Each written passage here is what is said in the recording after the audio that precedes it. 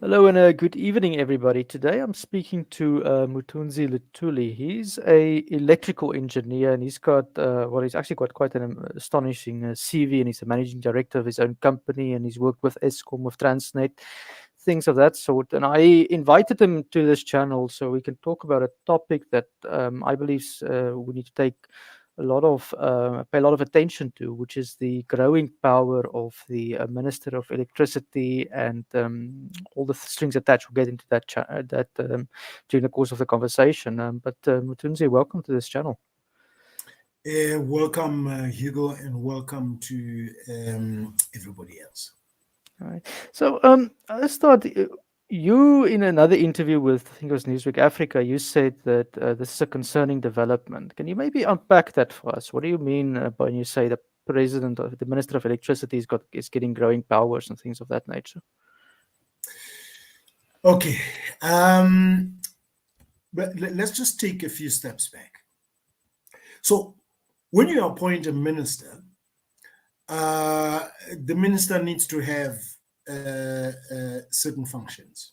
Okay, and in order to be able to fulfill those functions, they obviously need certain powers to do so. Now, what happened in this case is that a new ministry was formed.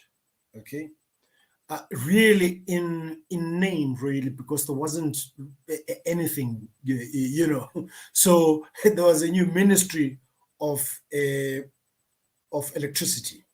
Now, what was the stated objective and functions of this and mandate of this new ministry? One, it was to end load shedding. There was the primary objective. Two, it was to implement the energy action plan that the president had announced 6 months before that, or 8 months before that. And I think there's a third one. But basically, those are the two main functions, right? Now, he was appointed without any powers. The president simply, announced that he has appointed Dr. Jose Zuramukhupa, and he's the Minister of Electricity. But he had no powers. He had absolutely nothing. So he's minister without portfolio. Yeah. So this was a bit crazy. I just don't understand how you can do that as a president. And by the way, the appointment comes months after he had made the announcement, and everybody was waiting for this announcement, and it just didn't come. And time went by for months. And then after, I think it was about 5 months, he then makes the announcement of who the new minister is without the powers. So, it's a bit crazy. And then months went by, and then he then gave him the initial powers. Let's call them the initial powers. And basically, those powers are the powers contained in Section 34, subsection 1 of the Electricity Regulation Act. Okay? And those powers, in a nutshell, they say that the minister can determine how much generation capacity needs to be built in the country. He can determine the mix of that generation capacity and everything else that goes with it, right? Okay. Right. And that's where... So I want to just stop you there, because that's a bit strange, because South Africa has an IRP, an Integrated Resource Plan, that is goes to Parliament. Parliament has to approve it, or I don't know where the latest one is. We never really follow that directly, but okay, we have some policy. And now you're saying the minister can do this on the fly. Is this sort of like a dictatorial power, or how does this, how is it supposed to work? Yeah, okay. So remember, the powers that are in the Electricity Regulation Act at the moment, or prior to this ministry being formed, they all rested with the Minister of Energy, or the Minister of Mineral Resources and Energy, right? So, and the IRP was actually always formulated and guided and published by the Department of Minerals and Energy, so DMRE. So again, this now makes it a bit complicated, because what's going to happen now? Does this mean that the IRP will now be handled by the new Minister of Electricity? Strictly speaking, because he has been given those powers, it should be handled by him, you know. But the problem also is that he doesn't have the capacity, so they probably have to move quite a number of people from the Department of Minerals and Energy into the Ministry of Electricity in order for him to be able to oversee the development, or at least continue with the development of the new IRP. Right. So we're creating a new minister out of shadow. I don't know how to call it. A new minister that's now getting this power to take over responsibilities of minerals and energy.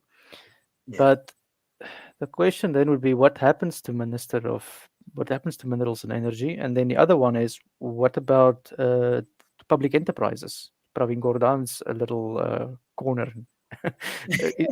How does that work? Yeah. Okay. So, so let me just finish a little bit on the previous issue. So you see, Section 34, 1 is about what I said, right? Determination of new generation capacity and the mix of the generation capacity. Section 34, 1, subsection 2 gives the Minister of Energy the powers to procure that generation capacity. So everything that has to do, so he has to, so the IPP office, for instance, falls within the Department of Minerals and Energy. He determines when that generation capacity is going to be procured, and he oversees the issuing of tenders and bids, etc., etc. Now, this is strange to me, because isn't that the responsibility somewhat of ESCOM? Or is the ministry supposed to do the tenders?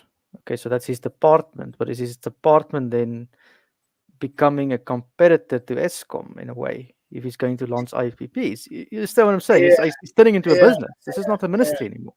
Yeah. So I think let's just sketch out how the things work, and then we'll see where the conflicts and the contradictions are. So those powers still rest with Minister Gwede Mantashe, okay, who's the DMRE.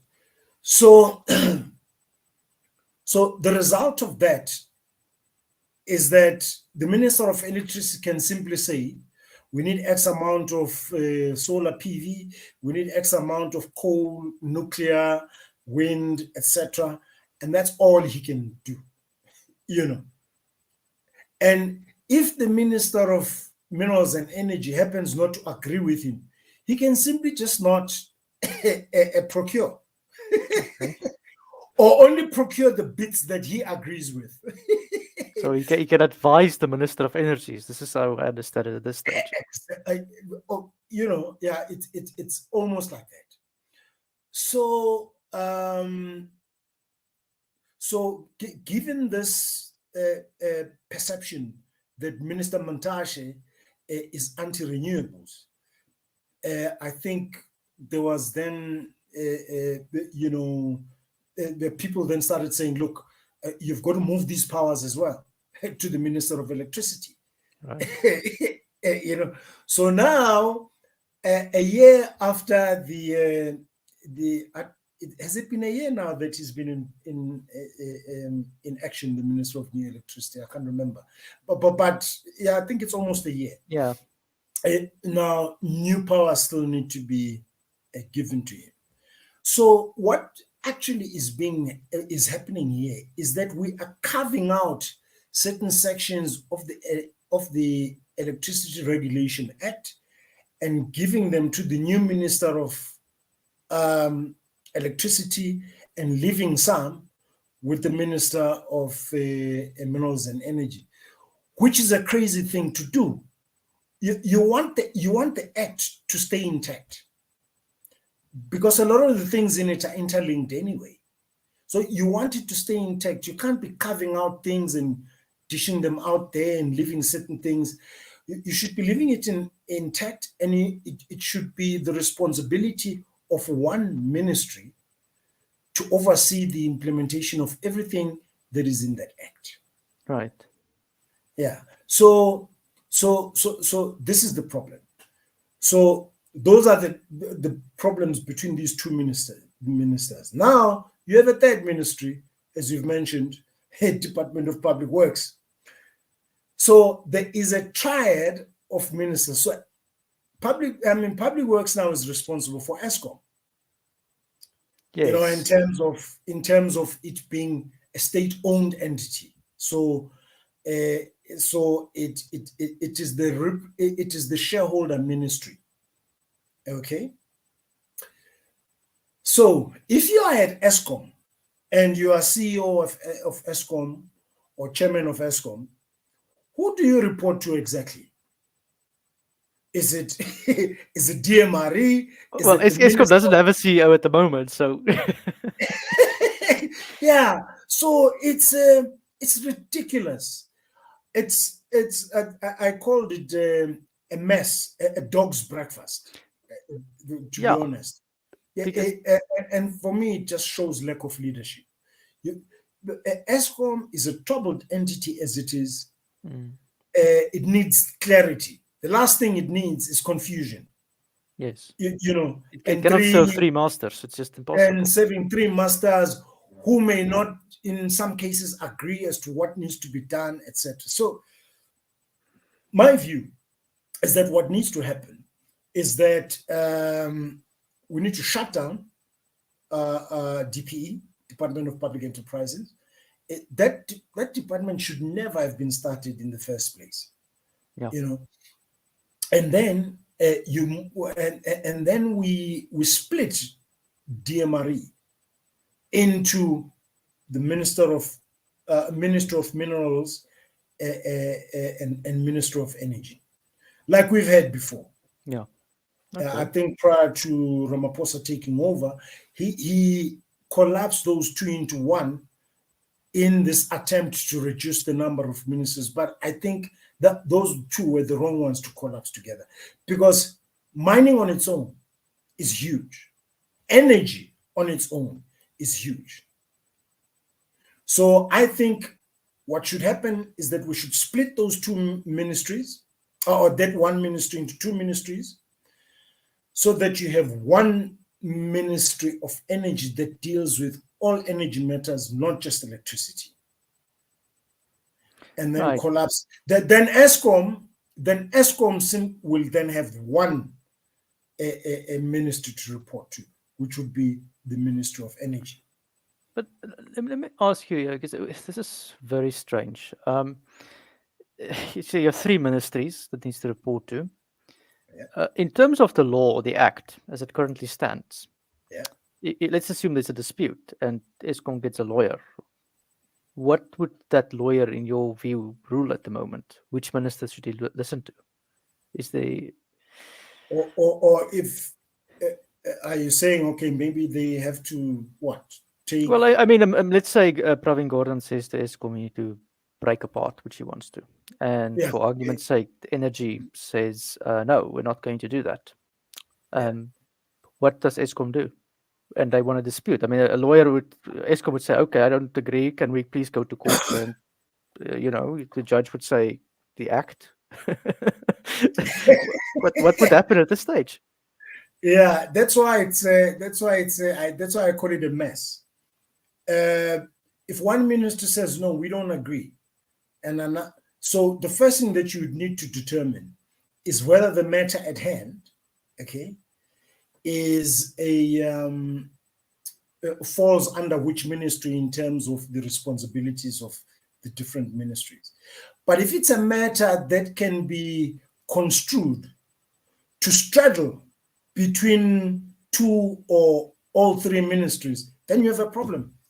Then, as CEO of chairperson of Eskom, what I would tell the ministers is that, okay, look, guys, sort out your stuff, and then come back to us with one voice and say, we all agree as the three ministries that this is what we want you to do. But what you're saying is actually very likely. That's why I say it's a mess. You can't have something like this. Yeah. And I just don't understand why the state president is doing something like this. It's really not good leadership. So this is obviously one of the... Sorry, Hugo, just very quickly. The other thing also is that it's not ideal to make decisions about electricity in isolation of the other energy carriers. The whole thing is an energy system, and you need to look at it as a system and make your decisions that way, okay? Because what you do here affects other things that pertain to the other energy carriers. And so to just have a minister of electricity, for me, is a fallacy. You need to have a ministry of energy in its totality. Yeah, no, that's how most countries in the world do it. They have a minister of energy, and the minister makes policy, which is quite important, and Eskom executes policy as a state-owned enterprise. I think sometimes that is also goes missing a bit. I mean, like new generation capacity, I mean, should that be a power in the hands of any minister? Is that responsibility of Eskom? Sorry, isn't new generation capacity, I mean, is that a responsibility? Should that be a responsibility of a minister? I mean, or should it not be the responsibility of Eskom? I would go as far as to say, what about energy mix?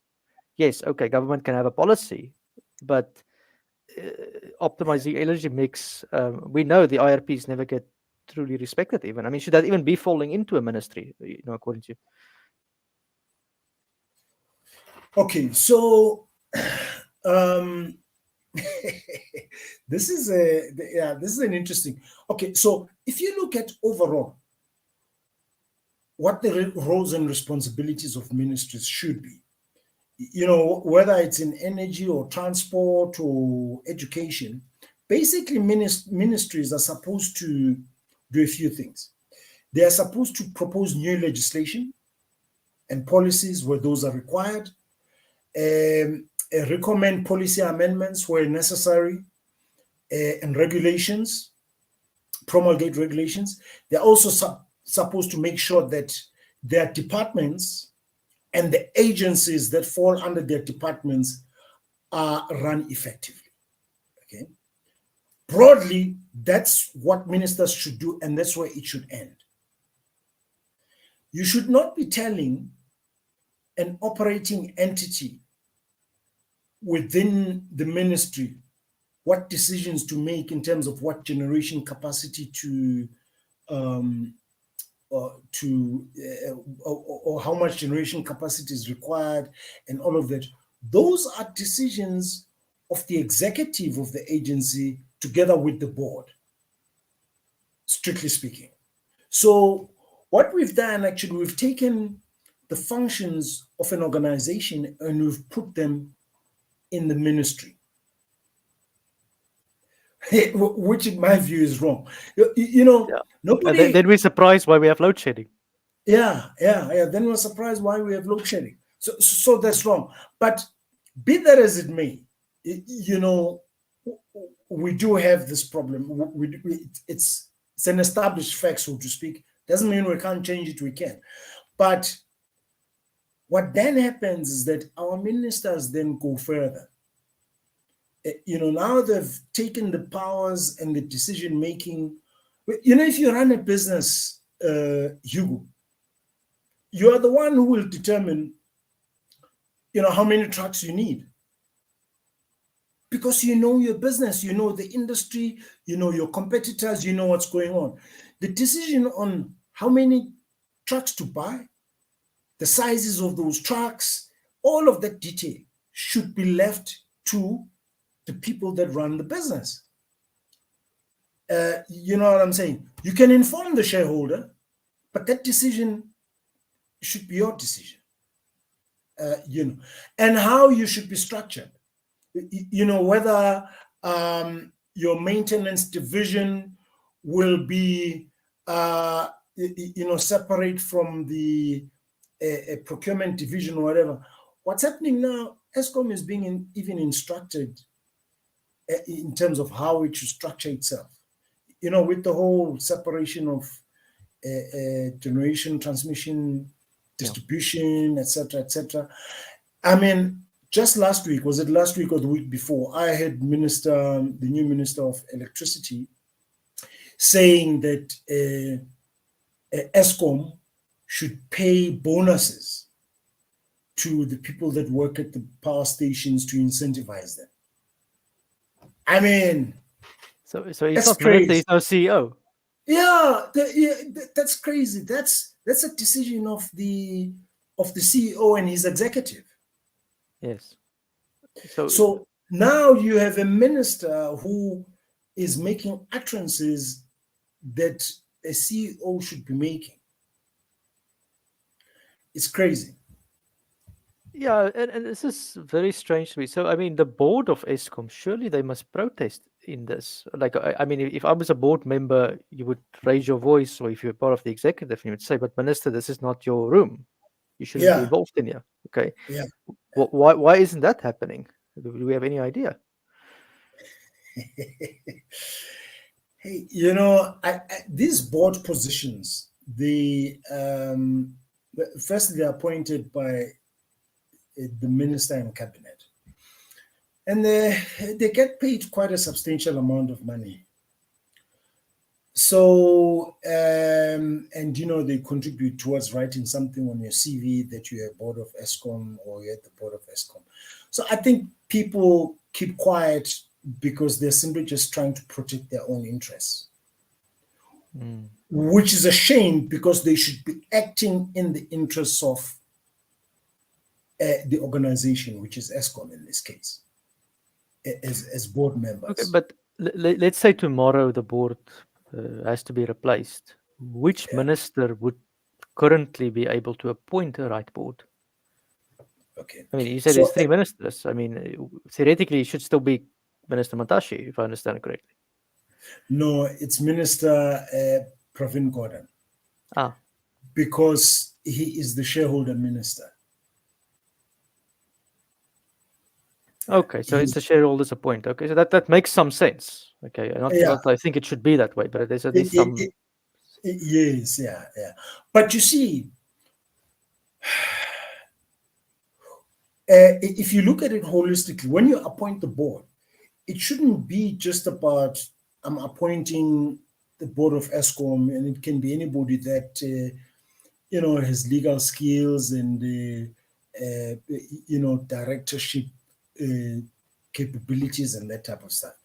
It should also be about the people who understand the energy policy, the objective of the country, are in line with it, and want to drive it, and are capable of making sure that Eskom moves firstly in the right direction, and that Eskom is in compliance with those policy imperatives. Now, the minister that appoints the board, which is Minister Pravin, has absolutely nothing to do with policy. So, you see what I'm trying to say? So Minister Matashi makes policy, and then Pravin Gordhan can appoint a board that is not in agreement, theoretically speaking, with that policy. Exactly. Okay, so it's a dog's breakfast. So that's why I'm saying we really need to streamline this whole thing. But the president, for some reason, is continuing, and I think it's politics actually that's causing this mess.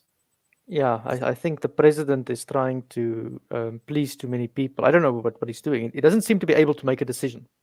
Yeah, That seems to be yes, part of the issue. yeah. He's pandering too much to politics and the demands of the political environment that he's in, and is failing to say, okay, I understand there's this politics and that it has to be managed, but ultimately, what is the right thing to do? You see, Yeah. and I think he doesn't stop to ask himself that question and then make a decision based on the answer to that question.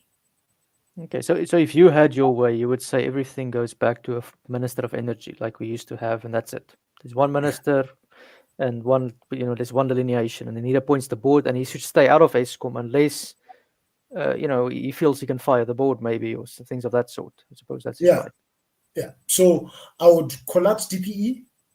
DPE has, and then what I would do is I would take DMRE, split it into two: a ministry for or mining and mineral resources, and a ministry for energy, two separate ministries. And then the Ministry of Energy, or all the legislation that guides what it has to do, starts from the Energy White Paper, goes all the way down to the Electricity Regulation Act, etc., and also it becomes the shareholder ministry in Eskom. Right. And that minister appoints the board of Eskom. So then everything is nicely streamlined. Yeah, that's Yeah. that's how it should be. Yeah, But you would think, I mean, if South and Africa then the minister, after appointing the board, he doesn't interfere, except to have the normal board shareholder meetings. Yeah, that's correct. And the thing is, you would think South Africa is in an electricity shortage, as we all know, load shedding. You would think these procedures would be in place.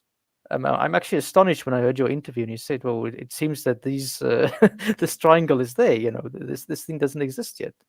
I mean, it's quite incredible. Yeah.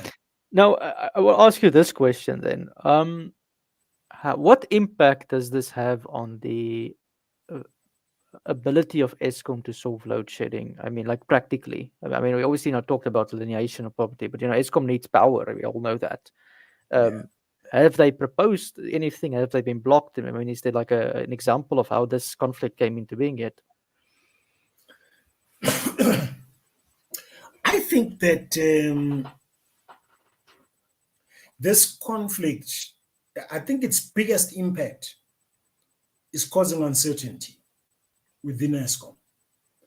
And once you have an organization that is uncertain in terms of, what it needs to do, who it needs to listen to, it almost gets immobilized, if you know what I mean. And decision making, it becomes slow. They're afraid to take risks and that type of thing. And I think that's really the biggest impact of this, in my view. Okay. Although the new minister has been saying, look, we need to act, and I admire his energy, and the fact that he wants to get things done. We haven't had that before. We haven't had that kind of visibility, and we haven't had a kind of minister who is able to talk to the issues, talk about megawatts, and we may differ in certain things, but at least he's got a technical qualification, so I give him credit for that. Yeah, he's got a technical qualification. These are things that are not intimidating to him. He's able to engage. So that's a good thing. And I think what we should do is give him all of the responsibility that's required, and then we just need to tell him that, look, you can't talk about bonuses. Yeah, Okay, but so you're not otherwise, you're not making an argument against any minister. If it's Mantashe, Mantashe takes responsibility. If it's him. You know, that's the thing. yeah, There must just we want we want clarity. That's basically what you're saying. yeah, Okay, that makes sense. I'll ask you then sort of just another topic to go into it. yeah. What is your view in terms of the structural problems at ESCOM and why load shedding is not being solved? Because when I look at it, we need 1, maybe 2, maybe 3 gigawatt at the evening peak. It doesn't seem an impossible problem to solve. And what according to you is blocking us from just getting that power on the grid? I'll be very honest with you. My view is that, well, yeah, there are two things, two issues. The first one is that we screwed up the two big projects, Medupi and Gusile. Had those projects been executed properly and had all of those 12 units between the two power stations be in commercial operation, we wouldn't have load shedding. Okay. So part of the problem is that we messed up those two projects. But the other problem, in my view, because you see, even without those two projects, if you could get the 16,000 or so megawatts that is always out of service, the UCLF, due to breakdowns, if you could just fix half of that, if you could just fix half of those units, bring them back online, you still wouldn't have load shedding. Yes. So, yeah, so my view is that I think there is a deliberate effort not to do that so that the powers that be can justify the introduction of renewable IPPs because these benefit certain people. Yeah, that's really my view. Yeah, and one just has to And look at who the biggest IPP provider in South Africa is, investor is. yes, exactly. So you have these individual interests that are being pursued at the expense, not just of government, but of the whole country. The economy, individual businesses are closing down because we are trying to accommodate a few individuals. Because But there I must, looked at the units and I have sources in ESCOM showing me what is wrong with them, or telling me what's wrong with them rather. And all the issues they don't seem to be related to the aging of the plant. Okay, they are operational issues, most of them. And it seems to me, if I look at put my quick brain on it, it comes down to not having the correct operator in charge, maybe a specialist on a Mthunzi Luthuli plant where the boiler was designed for the wrong coal, things of that sort. But it doesn't seem to me to be a problem that is complicated to solve if you have the right technical skills there. You can do it relatively quickly. I mean, I would say 3 years maybe to be safe. Maybe there's some issues still I haven't thought of. It doesn't seem to be impossible to solve. But that seems to not being done. And you're saying that's just political interest blocking it. No, I mean, is this interest, it's obviously related to this crazy system we have where there's 3 ministries. No, it's related to the desire to introduce renewables at all costs. Yeah. Yes. Yeah.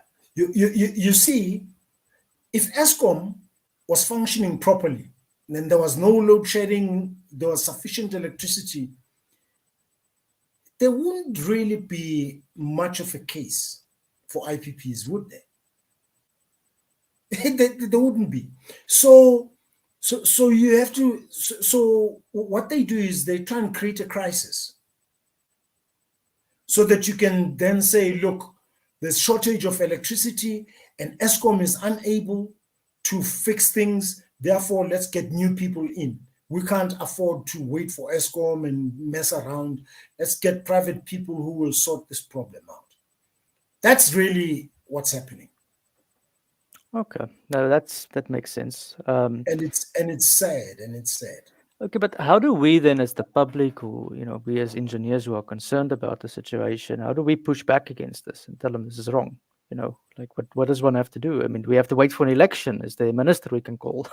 Because it seems that because what you're saying here to me is what so many engineers have said to me. There's no Yeah, shortage of technical skills in South Africa. There's no yeah, shortage of technical solutions to ESCOM.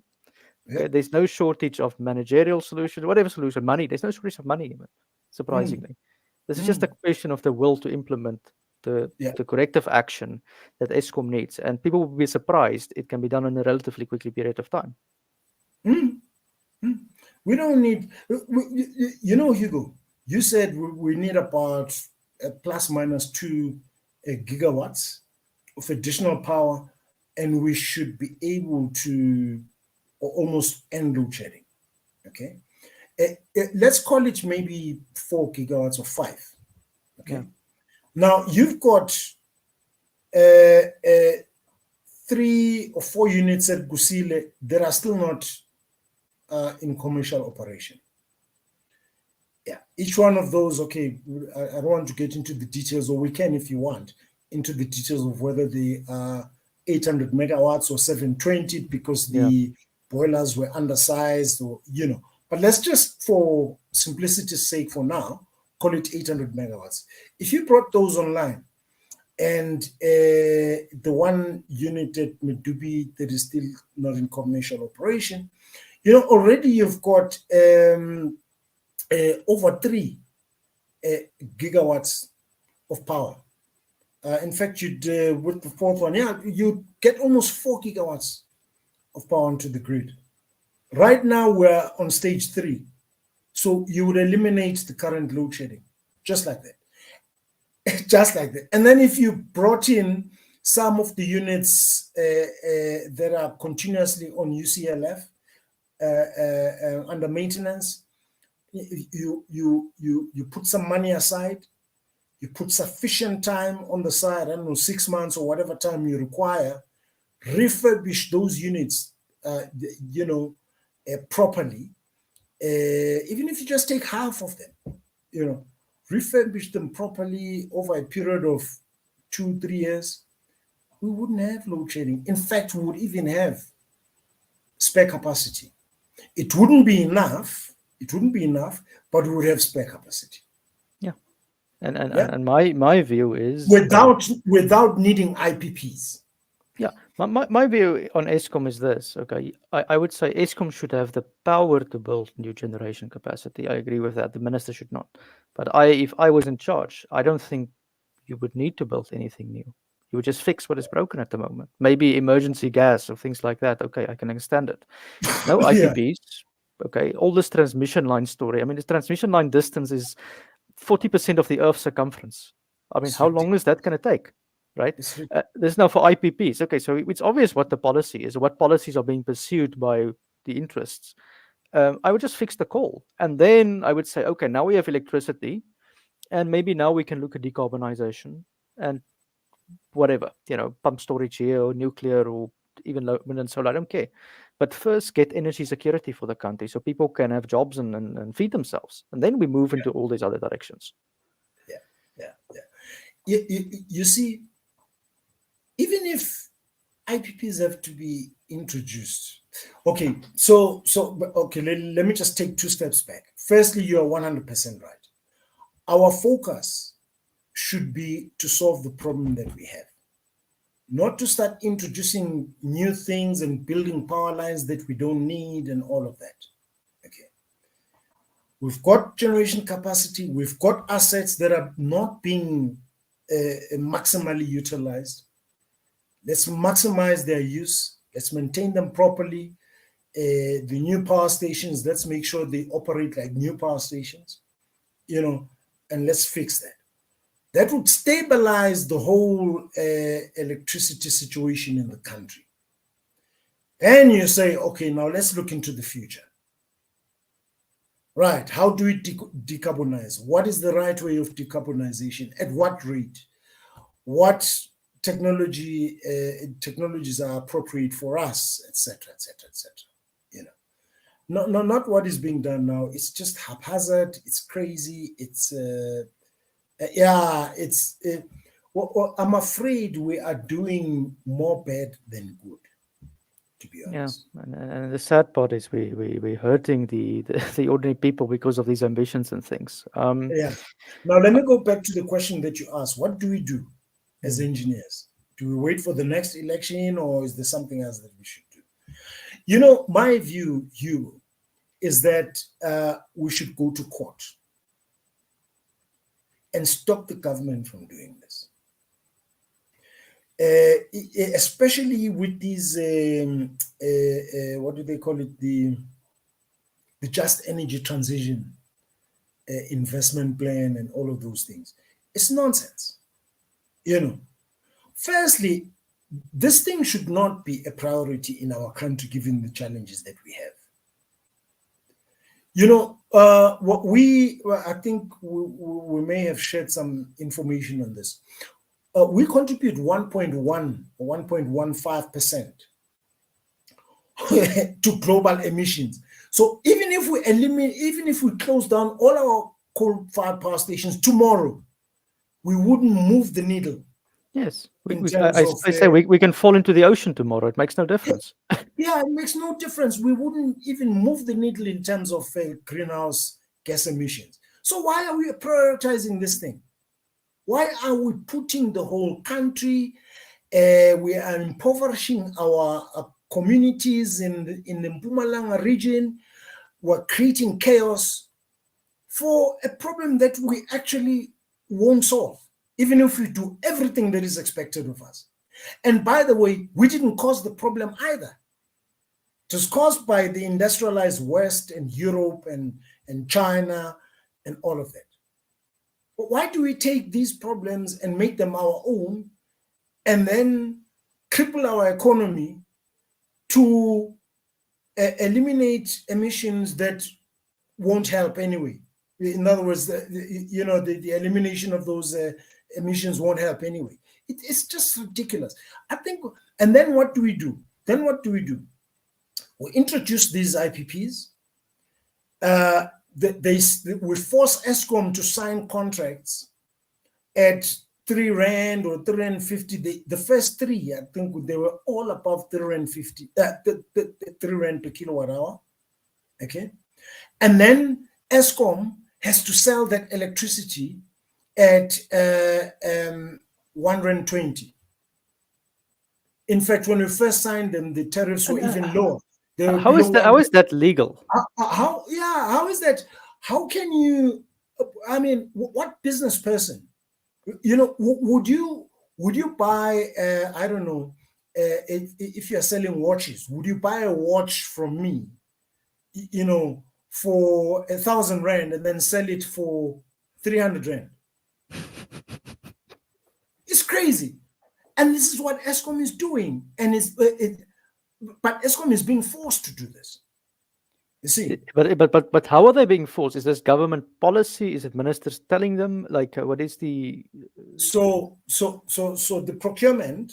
You remember we spoke earlier about the fact that the procurement rests with the ministry. Yes. The ministry determines everything. They determine what generation capacity is going to be procured. They run the procurement process. They sign the contracts with whoever they deem as the winning bidder, or at least they declare them as the winners, which already commits the government. And then Eskom has to sign the PPAs.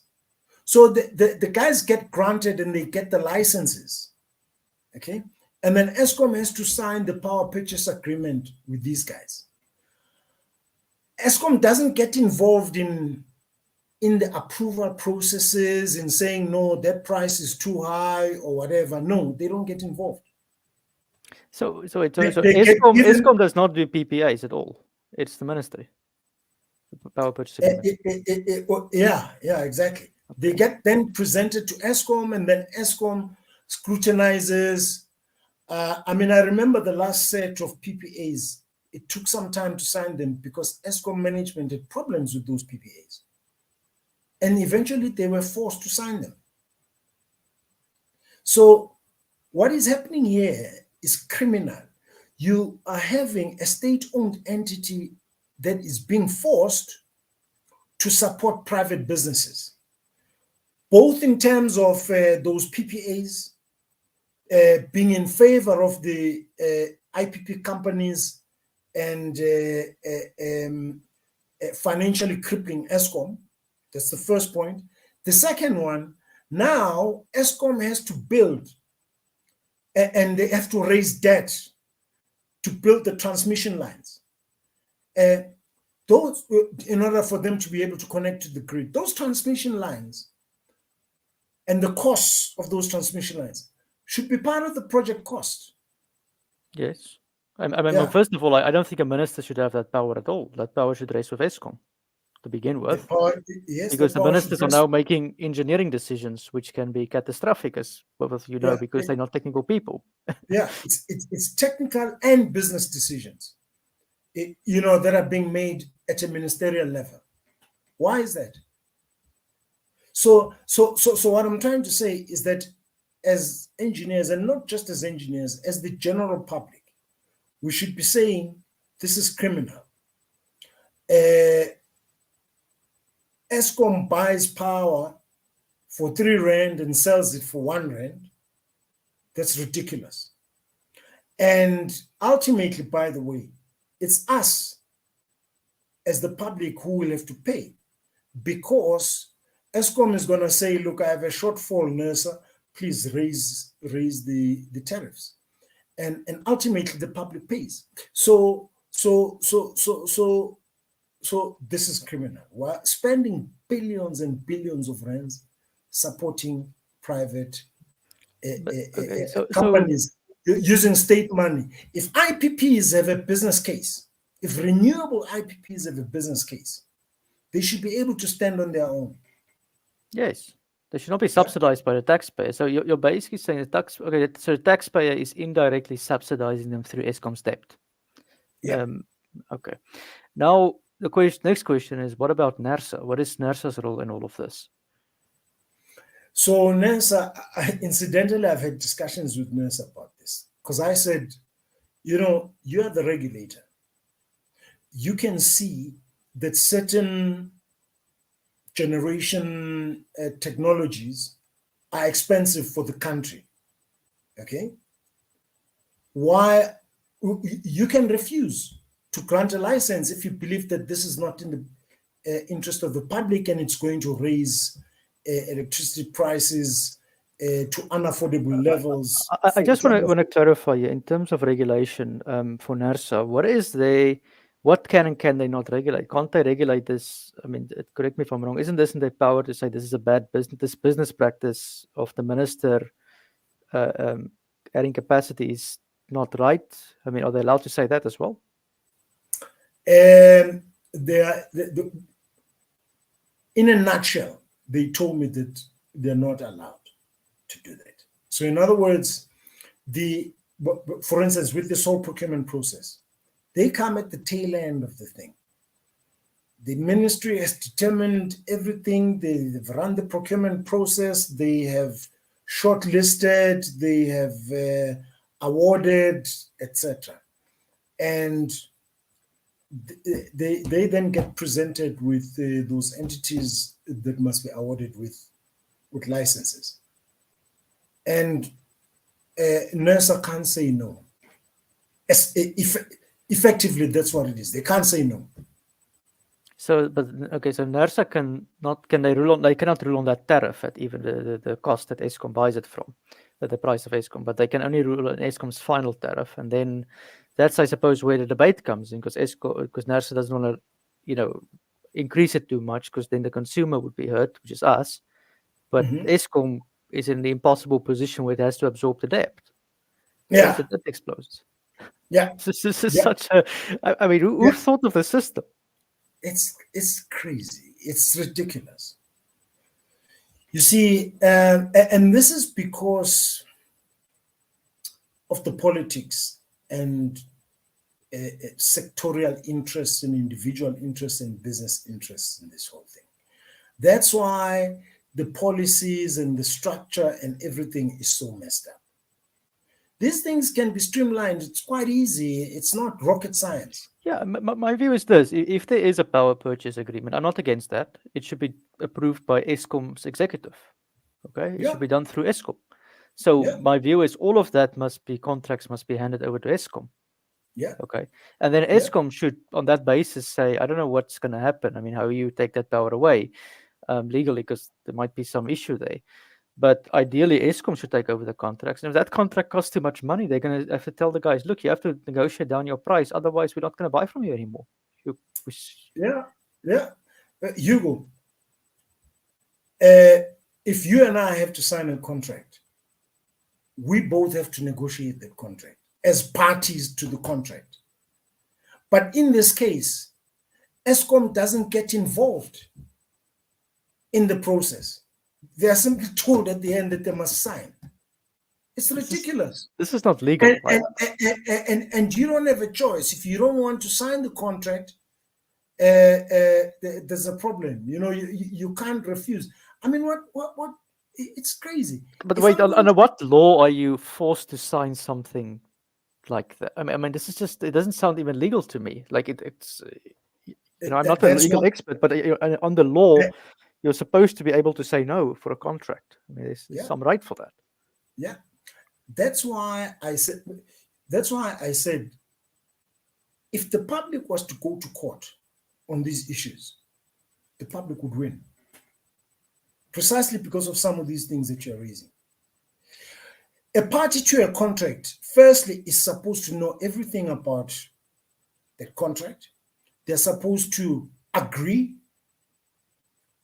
to everything that's in the contract. They're supposed to have negotiated and signed without coercion, etc., etc. There are certain basic fundamental principles that guide how you enter into a contract. And for instance, if it is found that you signed a contract under coercion, okay, that contract could be declared null and void. You know, if I go to court and I say he doesn't want to pay me, he owes me X amount, he has a contract in terms of which he owes me this 100,000 rand, and you can prove that I actually put a gun on your head for you to sign that contract is invalid. Yes, and shouldn't Eskom be able to go to court then and say these contracts are all invalid? Yeah, but you are assuming that Eskom executives and the Eskom board are independent. Yeah, but okay, so it's just a systemic corruption setup. I mean, this is ridiculous beyond anything I've heard of. I didn't expect this, to be honest. It's a bit of news to me. Yeah. But it's true. Just a simple thing such as, you know, so there you are. You have to buy power from this guy at 3 rand. You can only sell it at 1.80 rand. Already, that's ridiculous. You are forced to sign that. Then the next thing, the guy says, look, I need to connect to the grid.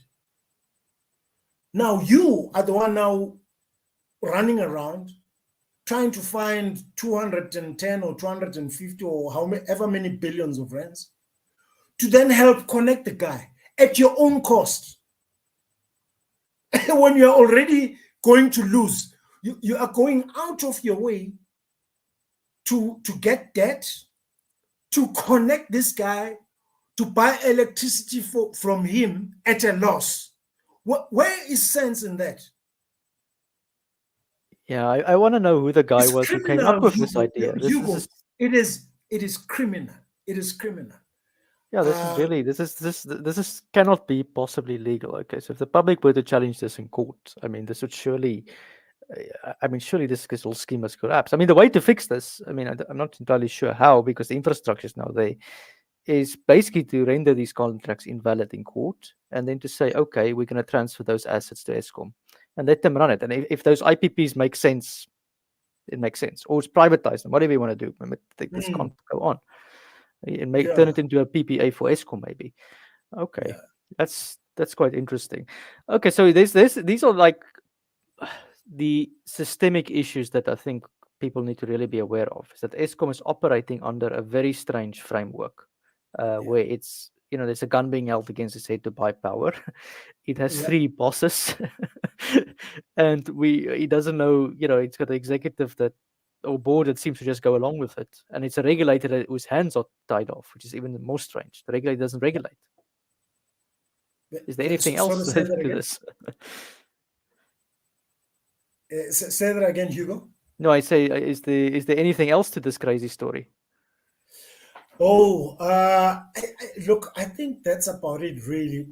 Broadly, we can go into specifics, but at a broad level, Yeah. that's really that's really the craziness of the framework, as you put it. Mm.